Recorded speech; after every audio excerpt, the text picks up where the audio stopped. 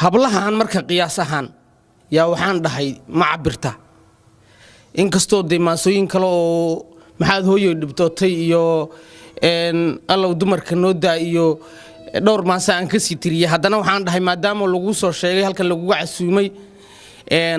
dareenkaaga ku guda halkan suugaan hal abuura iyo haddaan gabay oo dhan iyo heliyo ku ammaano luuq heerkay naga taagan yihiin haween lama koobi karo calaashaan raggii iskuma dhacsanidinoo anigaa wakiilka waa iska canaananayoon maahan sidaan baan idin jecelahay hey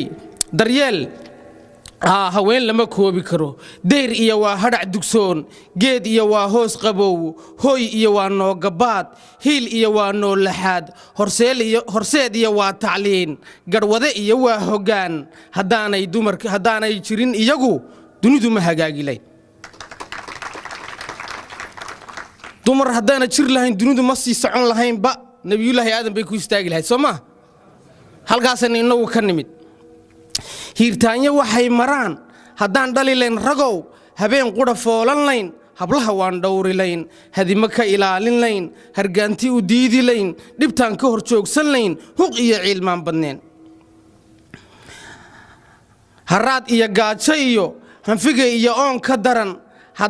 hadday sakaraad yihiin habluhu waa kuwa qarsada adkaystoo aan hadlayn hadduu ruux dahaba jiro hubaashii waa iyaga ruux dahab ka samaysan hadduu jiri lahaa iyaga weeye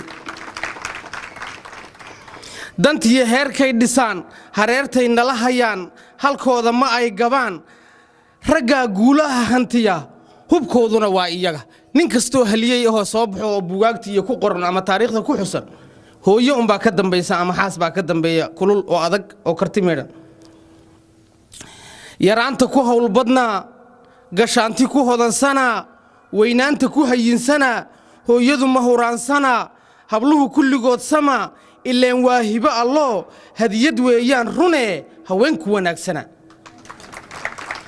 islaan wanaagsan ninkii ka soo agtoosiiso ragga waa ka shaati adag yahay oo waa ka shaati qorxsan yahay ya haweenku wanaagsana hablaha Soomaaliyeed kuwaygaana soo galaya hablaha Soomaaliyeed xishoodkiyo haybadiyo hanaankiyo socodka iyo hidaha iyo dhaqanka iyo maryaha la hagoogta iyo hugiya asturnida ku garo hablaha Soomaaliyeed halbeegiyo garashadiyo hufnaantiyo daacadiyo waxqabadkiyo howlkarkiyo waxbixintiyo hooda iyo horseed nabadeed ku garo hablaha Soomaaliyeed hasaawaha fiican iyo hilaada qiyaasidiyo hankoodiyo himiladiyo asluubta hagaagsan iyo heemalka qurxoon ku garo hablaha Soomaaliyeed hacooyga dhagaabintiyo halhayska u diididiyo hormuudka bogaadintiyo u hiilanta ruux dulmani hablaha Soomaalida ku garo hooyada Soomaaliyeed haldoor nin rageeda iyo halyey sida loo korshiyo horaada jaqsiinta iyo habkiya la hadaaqtankiyo hobay ku garo موضوع الشيخ سان هراء وجو شيء وحنا نقول دهنا إستاجو فقه الأسرة المسلمة فقه الأسرة المسلمة في الغرب فقه يفهم كه لجربه قيس كمسلم كه دجن قلبتك سودو عبد الرحمن الحمد لله